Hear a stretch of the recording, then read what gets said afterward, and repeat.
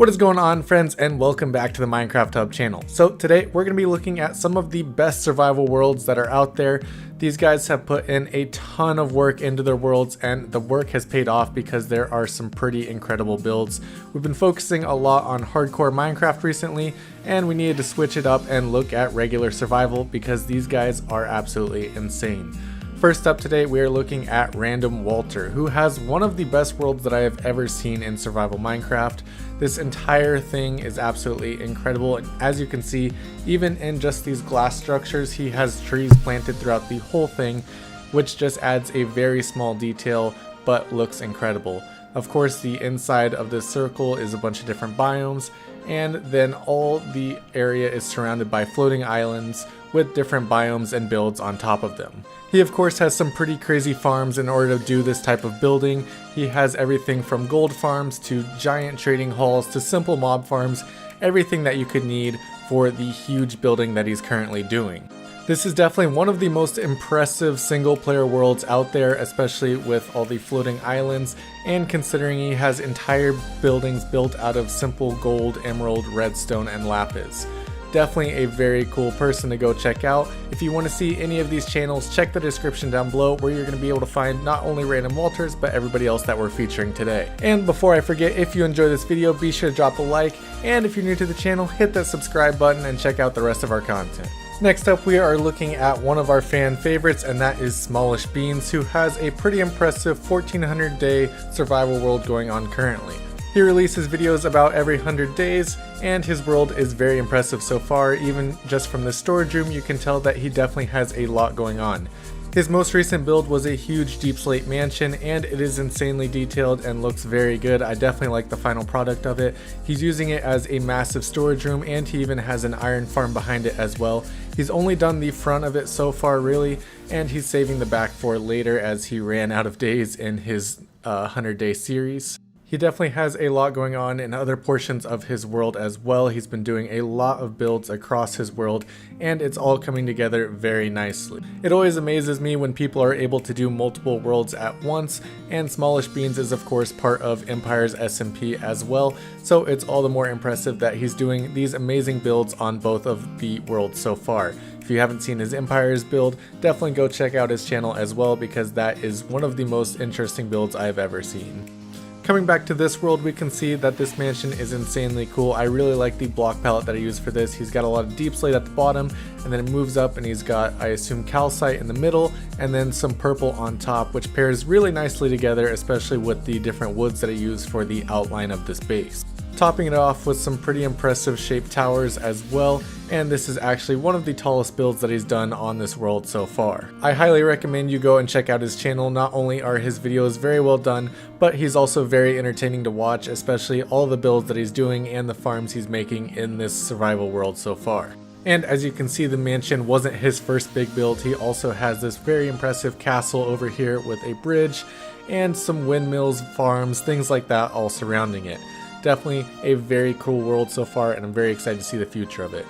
The next world that we're looking at is Luna, a single player world built by Lobo's Garage, and it is definitely the biggest single player world I have ever seen. This world has towns, castles, boats, and so much more. This world has taken years to get to the point where it's at now, and it is a very impressive world to see. As he's flying around here, you can see all the cool little areas in this city, and this very impressive build on the outside of the city as well, which has an enchanting table at the top and looks very cool. The only other worlds that I have seen with this much built inside of them is Hermitcraft, and that is a huge multiplayer server, so the fact that Lobo's Garage went and did this all by himself makes it extremely impressive to see. It's definitely one of my favorite single player worlds, and not only does it have a lot of very cool builds and things like that, it also has some lore to it, which makes it even more interesting as well, so I definitely recommend you go and check out his videos.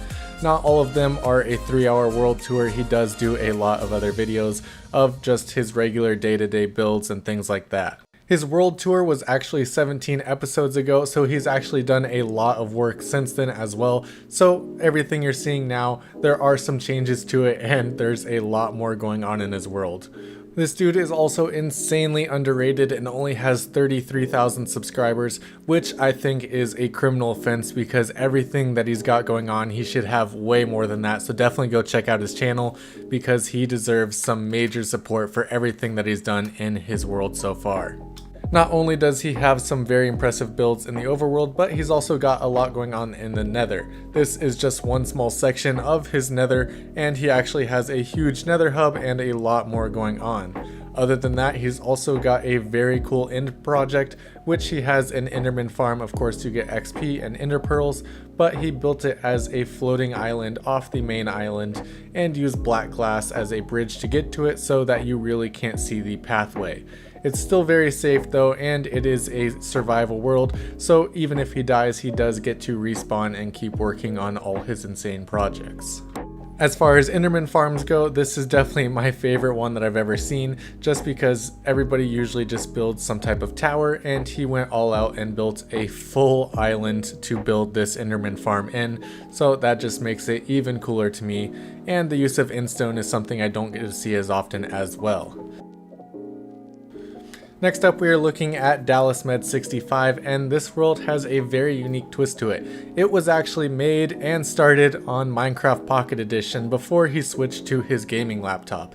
And I think that is insanely cool because he started it all the way back when you had to build a nether reactor, and he even has the remnants of that nether reactor still in this world.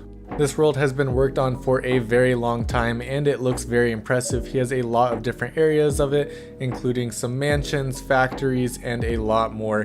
Definitely a very cool world to explore, and he even released a world download for it in the last world tour, which was actually pretty recent in episode 400. So if you want to tour this world yourself, go ahead and check out his channel and you'll be able to tour the full thing and see everything that he's built in the years that he's put into this world. This over here is his main area, and he used a lot of green concrete and things like that, which you don't see used too often, but I really like the look of this build with the multiple types of wood paired with the green concrete and glass. It all came together very cool looking, and he's got an insane underground area as well, which he doesn't use too often since it's so hard to get down there. Not too far off from all this, he has his factory and a huge wheat farm area, and we can actually look and see the decayed nether reactor as well, which I think is a very cool part of his world, considering that it's actually from a very old Pocket Edition update.